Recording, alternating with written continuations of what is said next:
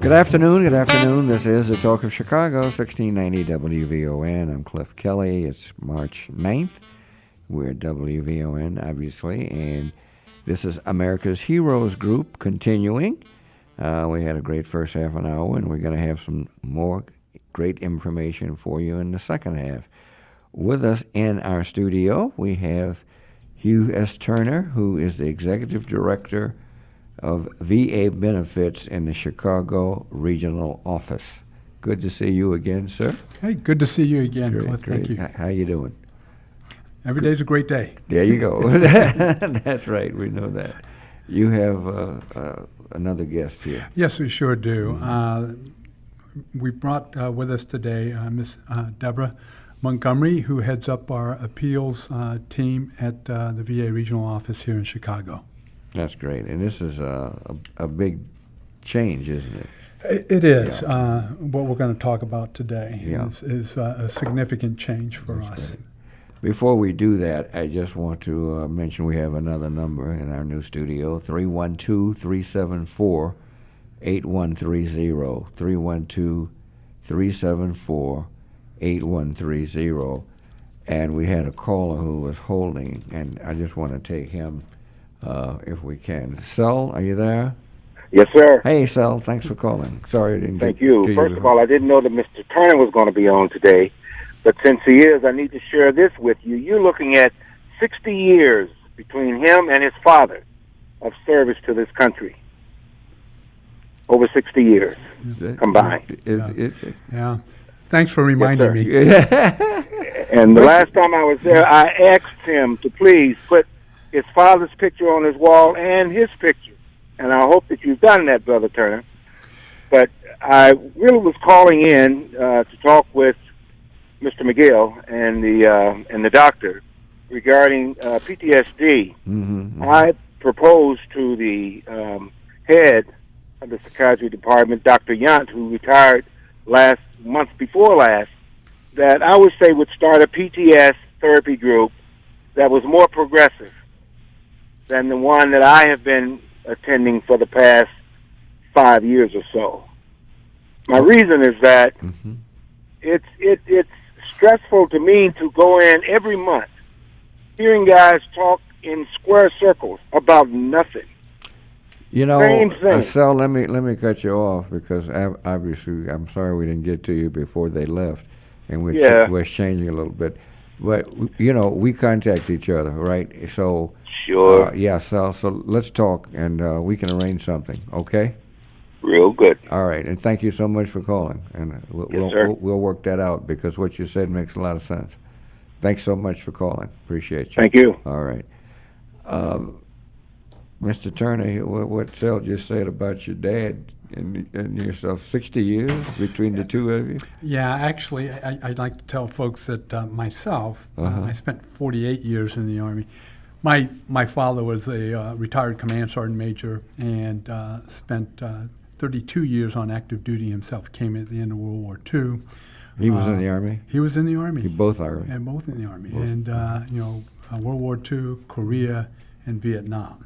Wow. And, my recollection certainly is amazing. I had an opportunity as a dependent to travel the world and get exposed to different cultures. The other thing, most significantly about him, and I don't want to spend much time on this, he came in when there was a segregated army. His first 5 years were in all black units. Wow. Okay. And then to witness the changes. MOS? Believe it or not, he was a chaplain's assistant. Is that right? He was a chaplain's assistant, and actually became when he was promoted to sergeant major, the very first sergeant major in that field in the Army. That's interesting. Yeah. Yeah. Isn't that something? Yeah. What he was doing to a segregated army. Yeah. Absolutely. Absolutely. That's very interesting. Well, let's talk about this Appeals Modernization Act. This is something new that we need to know about. Yes, sir. The act itself was passed, I think, last August, and was signed into law, and is more commonly referred to as the Appeals Modernization Act. And what it does is what we're trying to do is the appeals process, make it simple, timely, and and fair to veterans, offering veterans greater choice in how they resolve disagreements with VA decisions. And we feel that the new process, which is now being implemented now, it actually started a couple of weeks ago. Yeah, just February this year. Yeah, is more efficient, timely, transparent, and fair for veterans seeking a faster resolution for their disagreement with a VA decision on a claim. And Ms. Montgomery is really our resident expert, and she has been diving into this with her team in great earnest over the last couple of weeks. So I think I need to shut up and allow her an opportunity to talk more expertly about this. Ms. Montgomery, thank you so much for being here. Thank you for having me. Absolutely. So, as Mr. Turner said, there's this new Appeals Modernization Act out now, and it gives veterans a choice of one of 3 lanes. So I'll just go over the 3 different lanes for you.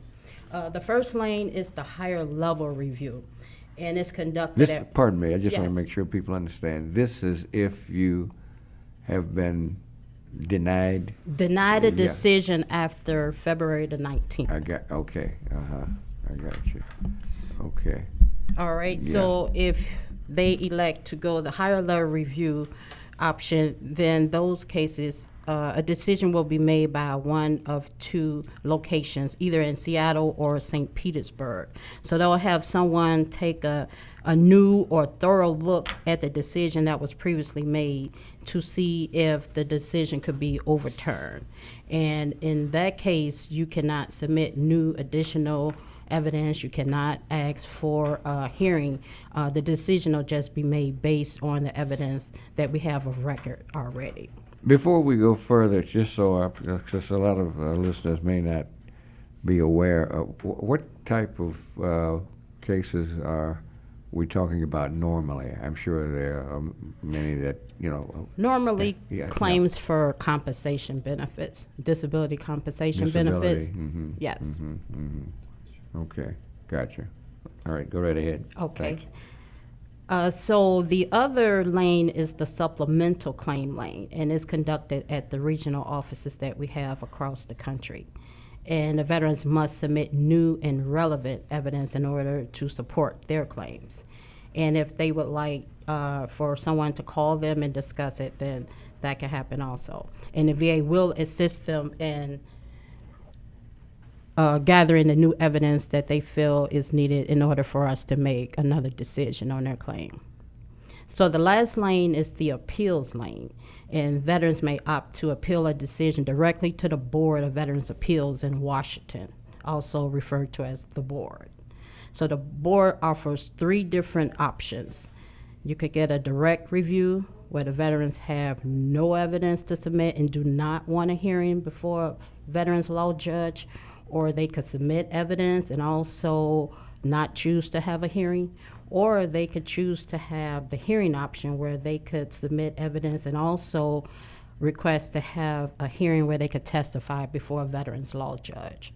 So those are the 3 new options that we came up with. And so what the first 2 options will do, the higher level and a supplemental claim, is provide them with decisions within 125 days. That's our goal. So this is a very significant statutory change, isn't it? Yes, I've never seen anything like this in all my years at the VA. That's very interesting. So how did that come about? I'm sure it went through Congress, I presume. It sure did. Yeah. And this was in consultation and working with our stakeholder partners out there, some of the veteran service organizations like American Legion and DAV and others who helped pull this together, along with collaboration between the Veterans Benefits Administration and the Board of Veterans Appeals, working on this and pulling this together.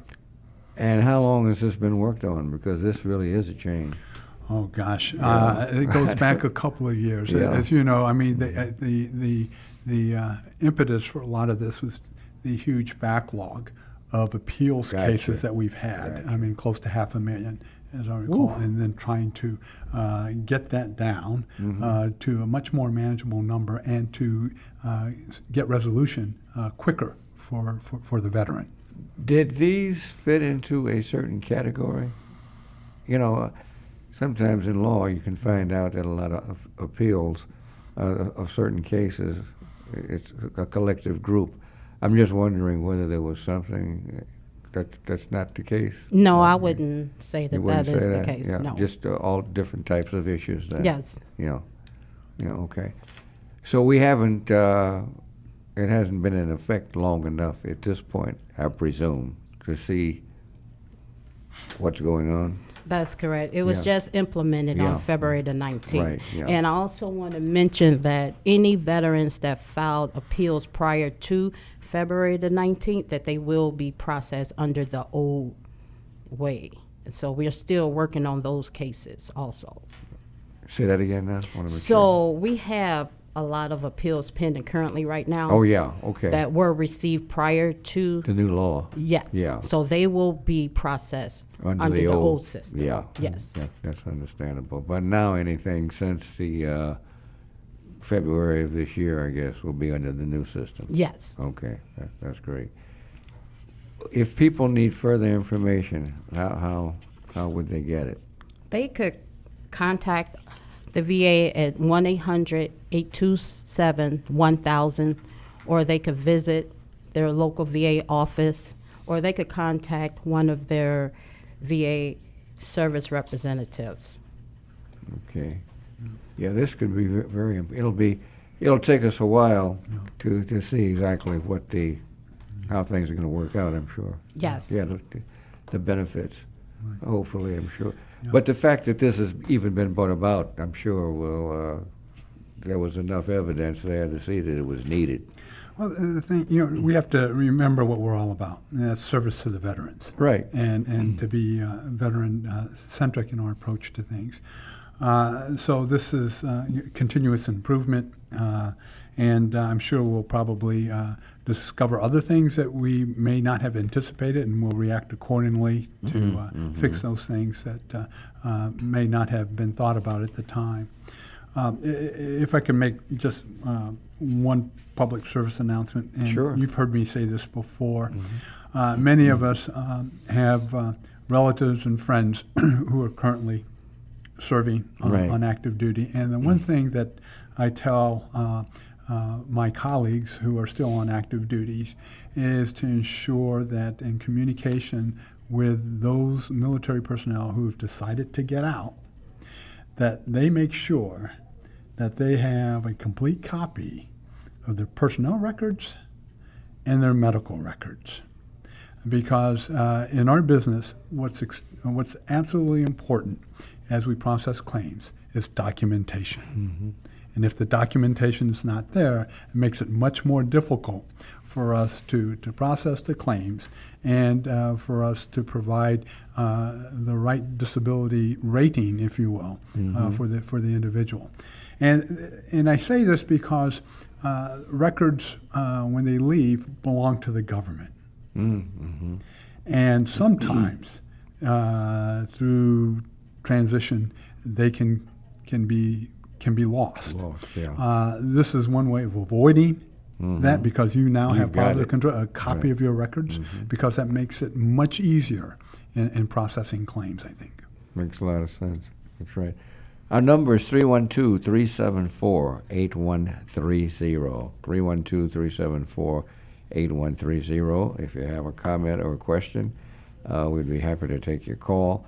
This is really something. The Veterans Appeals Improvement and Modernization Act is one of the most significant statutory changes to affect VA and veterans in decades. And, even our Commander-in-Chief was saying the other day some very things about the needs for veterans. So even he's doing that. So this has been worked on for a long time, Hugh, but is this because of the fact that there were a lot of problems relative to people not getting the service that they think they should have? I think that's in part. Again, remember, the premise for this is a disagreement that the veteran Right, had that's what. with, Sure. with the original. I was just rating. wondering why it hadn't happened. Why this hadn't happened sooner. Or maybe because there were more, as you point out, disagreements. Well, I think what happens is as you try to look for solutions to problems that are presented, that this is one of those things in which multitude of ideas come forth. Sometimes things weren't thought about, and as a result, with the collective discussions and exchange of ideas, this is how you come up with things to resolve problems that maybe we didn't think about before. But I think what's absolutely critical here was the involvement of not only the Veterans Benefits Administration and the Board of Veterans Appeals, but the inclusion of the veteran service organizations and members of Congress to pull all this together. Yeah, that's great. And also, I would Sure. like to add, Please. part of the reason why is because the appeals were taking so long for us to process. It was taking 3 years for us to provide the veterans with a decision. And if the case had to go to the board, it could take up to 6 years total. Wow. So this process, like I said, veterans should receive decisions within 125 days. That's great. Yes. Yeah. Or if it has to go, if they select the appeals lane, then they anticipate a decision being made within 365 days. Why, Deborah, did it take so long before? Was it just that they didn't have enough people? The money wasn't there? Yes. That was it? Yes. And it took all this time to... Yes. Okay. To get the money.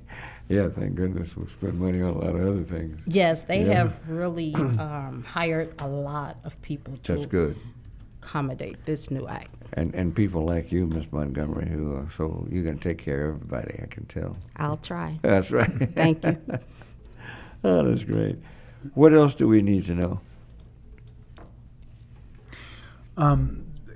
Cliff, one thing that's coming up, Sure. being a Vietnam veteran, is the 50-year anniversary commemoration Right. of the Vietnam War, and that's occurring this month in March. So you'll see more, if you've not already seen, mention of the 50-year anniversary commemoration of the Vietnam War. Yeah, Director McGill mentioned that Yes. he'll be doing. I spoke last year Yes. at the anniversary. Yes. And, it was something because I saw people there that I never thought I'd ever see again. It's just a great thing that everybody Absolutely. just gets together. And I think it's part of the healing process. We've been in a continuous healing process over such a divisive war. That's true. And in actuality, I tell you, I kind of did some research. I said, well, the Vietnam War is actually it's been going on for more than 50 years. The fall of Saigon Exactly. was in April, the last day in April of 1975, which is when I reported to Fort Benning, to infantry school. Sure. Yeah. Follow me.